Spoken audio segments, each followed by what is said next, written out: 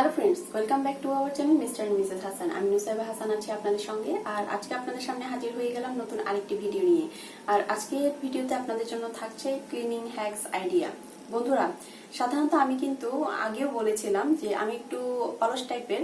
So আমি সবসময় চিন্তা করতে থাকি কিভাবে কোন কাজটা করলে একটু দ্রুত হবে, একটু ঝুট ঝামেলা কম হবে।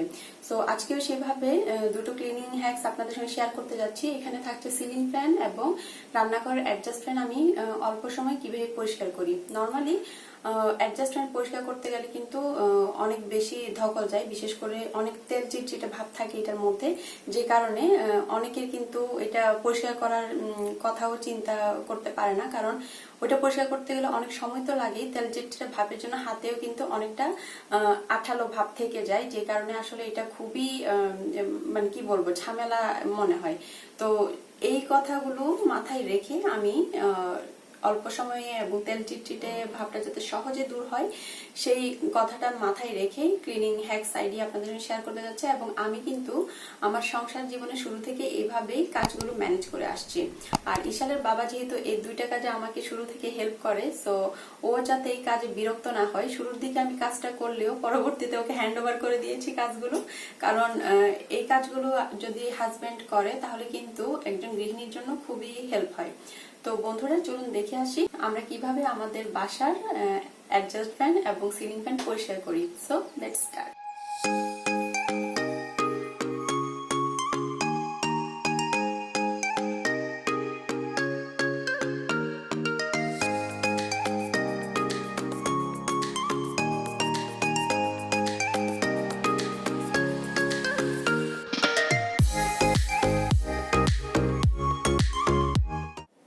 বন্ধুরা, সিলিং ফ্যান পরিষ্কার করার কাজে প্রথমত আমরা একটি বালিশ কভার নিয়ে নিলাম। বালিশ কভার দিয়ে ফ্যান পরিষ্কার করার সুবিধা হলো এতে করে কিন্তু আশেপাশের পরিবেশ নোংরা হয় না, সেই সঙ্গে একটা ফ্যান পরিষ্কার করতে সময়ও লাগে খুব অল্প।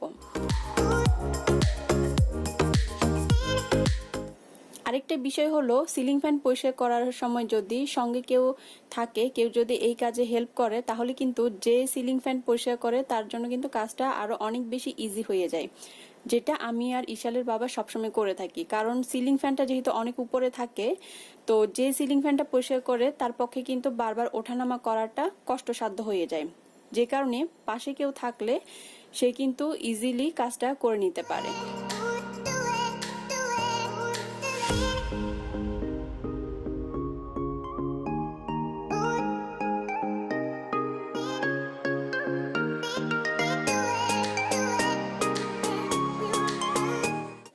এরপর পানি এবং হোয়াইট ভিনেগার দিয়ে একটি মিশ্রণ তৈরি করে নিচ্ছি, আর এটার মাধ্যমেই ফাইনালি আমরা সিলিং ফ্যানটা পরিষ্কার করে নিব।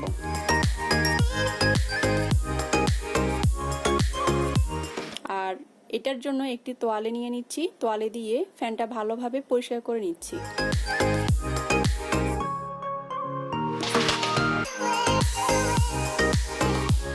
বন্ধুরা, আপনারা খেয়াল করবেন আমরা কিন্তু এখানে দুবার ফ্যানটা মুছে নিচ্ছি। প্রথমবার হচ্ছে বালিশের কভার দিয়ে এবং সেকেন্ড টাইম হচ্ছে তোয়ালে দিয়ে। এরপর কিন্তু আর পরিষ্কার করার প্রয়োজন হবে না। আপনারা দেখতেই পাচ্ছেন কিরকম ফ্যানটা খুব দ্রুত পরিষ্কার হয়ে গেল।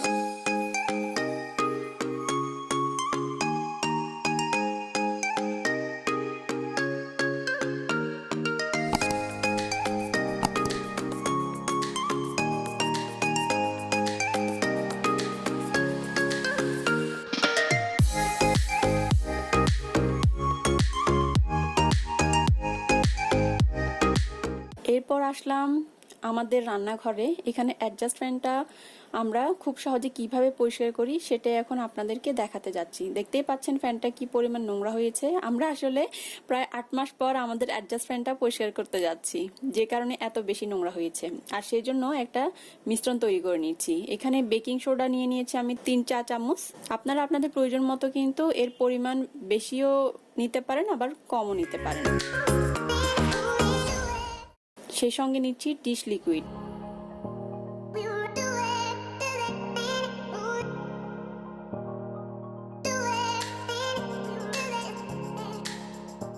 সেই সাথে অ্যাড করছি হোয়াইট ভিনেগার।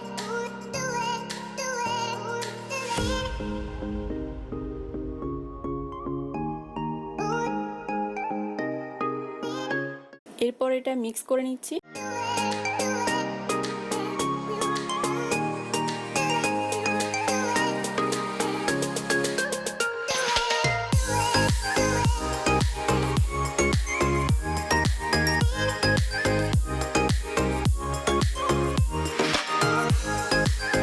মিশ্রণটা এক পাশে রেখে দিলাম আর এখন একটা বাটিতে নারিকেল তেল নিয়ে নিচ্ছি।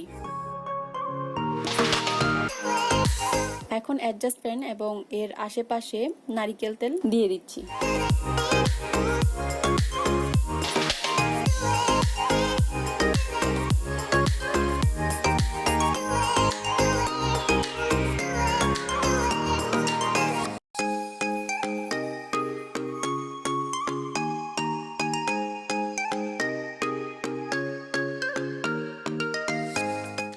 আর এই তেল মাখানোর কাজে আমরা নর্মালি বাজারে যে নেট ব্যাগ পাওয়া যায় সেগুলো ইউজ করছি, আপনারা চাইলে সুতি কাপড়ও ইউজ করতে পারেন।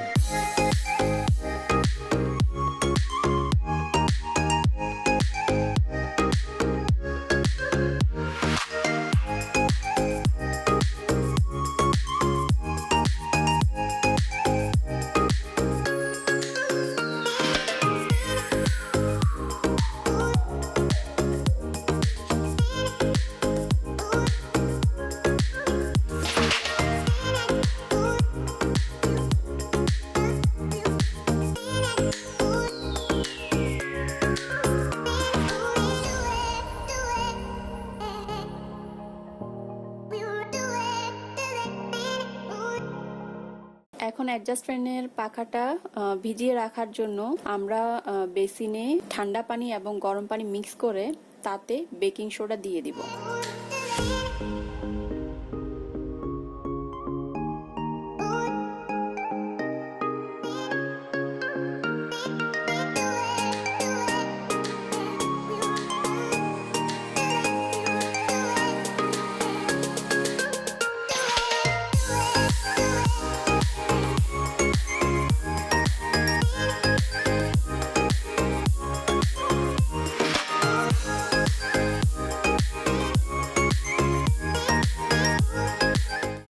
এরপর অ্যাডজাস্ট ফ্যানের পাখাটা খুলে নিচ্ছি আমরা।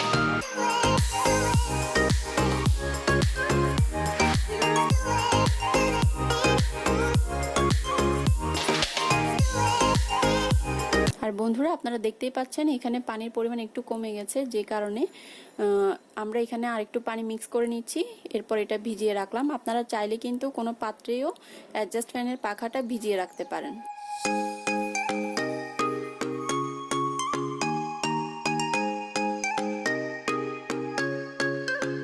এরপর আমরা যে মিশ্রণটি তৈরি করেছিলাম এটা ইউজ করব, তবে তার আগে যেহেতু অ্যাডজাস্ট ফ্যানের এখানে তেল মাখানো ছিল, আগে এটাই পরিষ্কার করে নিচ্ছি।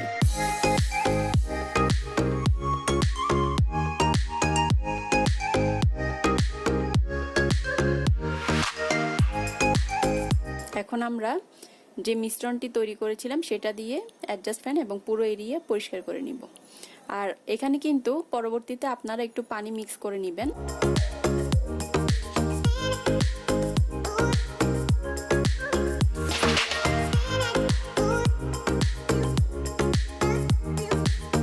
যে জায়গাগুলোতে পরিষ্কার করাটা একটু টাফ হয়ে যায় হাত দিয়ে, সেখানে আপনারা কটন বাড ইউজ করতে পারেন। আমরাও কিন্তু এখানে কটন বাড ইউজ করেছি।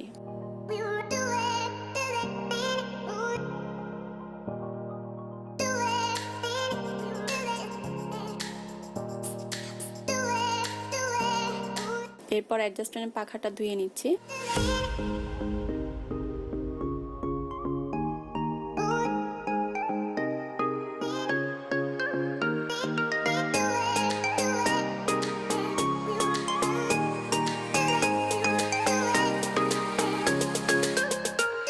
আর অ্যাডজাস্ট ফ্যান আমাদের একদম রেডি হয়ে গেল। এটা কিন্তু ধোয়ার পরে একটু শুকিয়ে পানি ঝরিয়ে শুকিয়ে নেবেন, তারপর ফ্যানটা লাগাবেন।